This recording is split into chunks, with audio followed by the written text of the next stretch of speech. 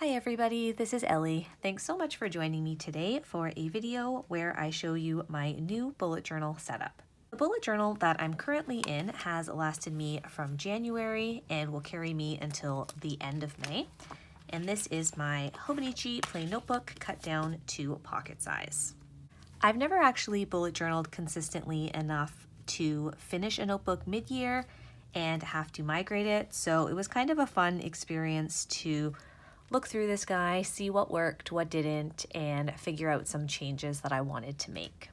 My original plan was to get another Hobonichi A6 notebook cut down to pocket size, but at the time that I started setting this up, all of our stationery and office supply stores were closed except for curbside pickup. So I just dug into my own stash and pulled out this guy here, which is a hardcover. I believe they call it a pocket Leuchtturm, but it's not a true pocket size.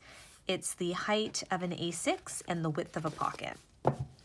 So you can kind of see the difference here. It also has a different sized dot grid, so that's something else I'll be accounting for when I do my monthly logs, but I haven't done that yet, and let me get into this and show you what I have done. I ordered some vinyls with my name on it sometime in 2019, and I thought this would be the perfect place to put it. I love the tone-on-tone look, and I got these ones from My Vinyl Touch, which is a Canadian shop. So I guess what I'll do is I'll flip through and show you what I did migrate over, what I didn't, and just let you know why. I had this as an inbox here with Post-its, so I figured I could just jot things down and replace as needed. Great in theory. I rarely ever touch that, so I didn't set up a page for this here, although of course I can stick Post-its should I need to. I love this quote so much that I did stamp it again on the inside of this page, and I used a couple of stickers from a Michaels sticker book. This book here already has the index set up, so all I had to do was fill it in as I used it. I did tape the first page to this front one because I really don't like how it doesn't open fully. So we go through that, and then we get to my word of the year, which I have, of course, included here, discomfort. This turned out to be quite the word choice for this year, and I'm getting a lot of time to kind of practice sitting with discomfort and thinking about what it means for me. Next, in my current bullet journal, I had these washi calendars for my future log, but I decided I didn't want to do this type of future log in this notebook simply because transferring it would be a pain. I don't think this will last me to the end of the year, so that means I would have to do this twice more, and I just simply wasn't up for it. I've mentioned Daksina's channel plenty of times because I get so much inspiration from it, and one of the things that she does with her basic Stalogy is she has an insert in the back that she uses as a future log, and I thought that would be perfect. So I made this little guy right here, and this is smaller than a pocket size as well, so that even when I do move back to a true pocket, which is the plan, but I guess we'll see, then this will fit into the pockets in the cover or in the back or whatever. So I'm going to put this to the side, and I'll show you a little flip through of this after. But that is where my future log exists now. Grid and shortcut, that I put at the back of the book. I just figured it was easier to flip through. So this is quite the change. This had 22 across, and this has 16, and 36 down to 26. So this will be interesting once I start doing my monthly log. I'm excited to play around with it though. I also have some pen tests in the back here. We've moved on to my 2020 goals, which I have right here, just across from my word of the year. This getting things done workflow diagram, I like this a lot, but to be honest, I didn't refer to it at all. I haven't read the book yet, so I did not include that in my new bullet journal setup. My think before you buy and wish list.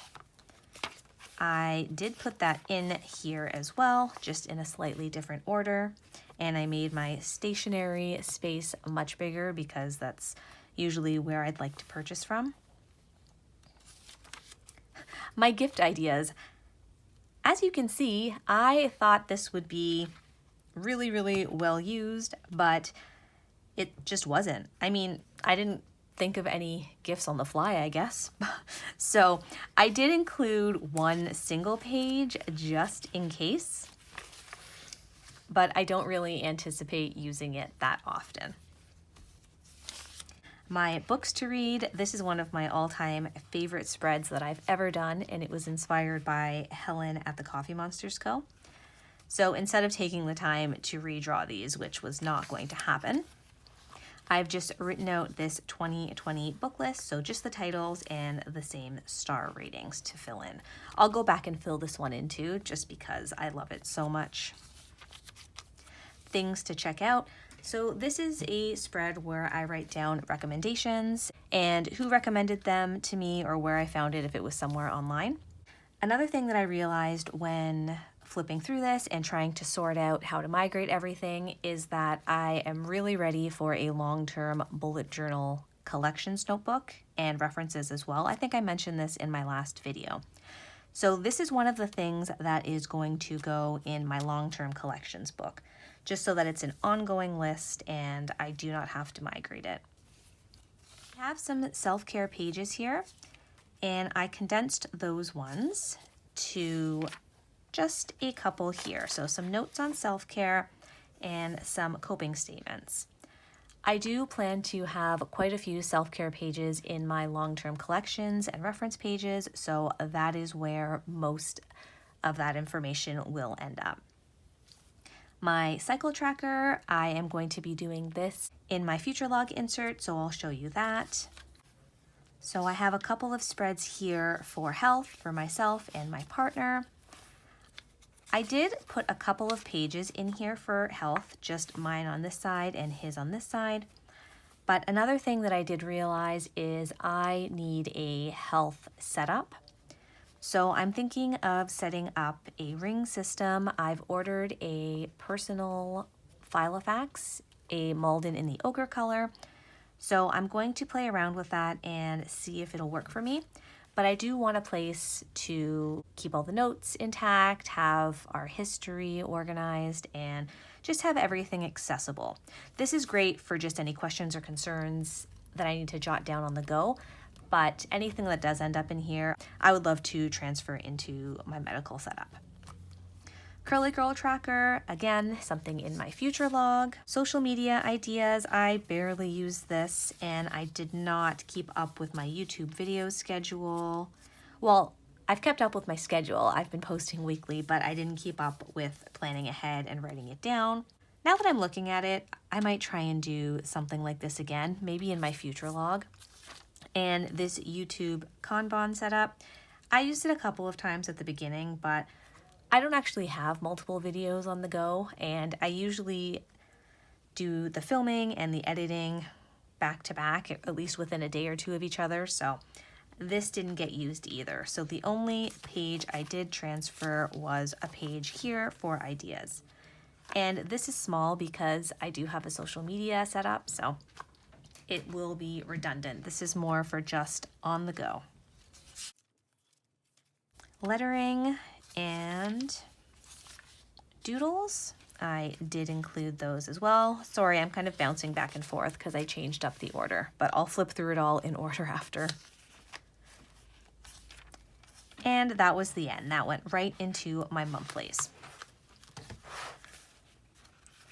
Let me just flip through from the beginning again for you here. So my quote, my index, word of the year, and my goals, self-care, notes, and coping statements. In here, I tried to use this Pilot Precise, but it worked fine here where the notes were kind of spread out, but when I was writing close together, it felt like it the ink just spread a little too much on the page, and this feels a little bit too cluttered to my eye. So I moved to this EnerGel Clena in the 0.4, and I like it much better. So book list, gift ideas, think before you buy, and wish list. Health for myself and for Paul. Lettering, I just like to write different alphabets that I can use when I want to fancy things up or practice a new style. Doodles. And this is new. So I've talked about trying to establish a morning routine. I just wrote down some of the notes from Good Morning, Good Life by Amy Landino, which is the book that I read to help me with that. So I wrote down her 5 habits. Her morning routine incorporates movement, mindfulness, and mastery. So she just has examples of all of those in her book. So I just wrote those down here so that I can pull from them. And I also wrote in 12 tips for healthy sleep, which was reprinted in Why We Sleep by Matthew Walker, which I read last year. I do plan to include this in my long-term collections as well, but I wanted to rewrite it here because I do not have a great nighttime and sleep pattern or routine. So writing it out just helps me remember kind of good sleep practices and hopefully helps me put that into place. And then we get into social media ideas. And I think that's it. I can't think of anything else I want to put in. I do have another week or so before June starts, so there may be a few more things, or I might go right into my June pages. I am pretty excited about trying a new notebook. This one has the 2 ribbons, so that'll be good to use for a bookmark. And this future log here slips right into the back pocket.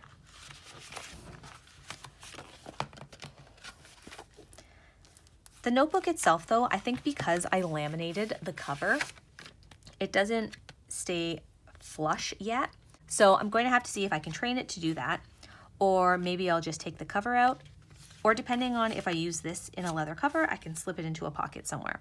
But anyways, I love this little guy. I laminated the cover because I just thought it would be much more durable moving from notebook to notebook.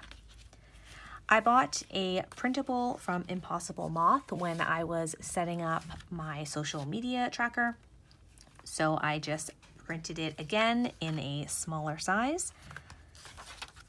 It has the Monday start and the dot grid, which I love. And I'm using these tiny little stickers from the Style Planner.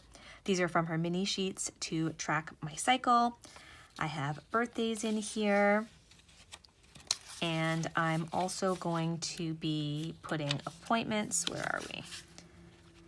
And using the hair code that I have to just track when I've done certain things for my hair. I did put this little key at the back here, one for my cycle. I like to track the symptoms sometimes, and one for my hair tracker. I kind of follow the curly girl method. Well, I do, except that sometimes I will straighten my hair. So I don't, but I don't use anything with silicones or sulfates. This is perfect for just kind of jotting all of that information in here. I did also just want to keep these little period tracker stickers in the front, so I just taped a tiny piece of vellum I had left over and made this a little pocket.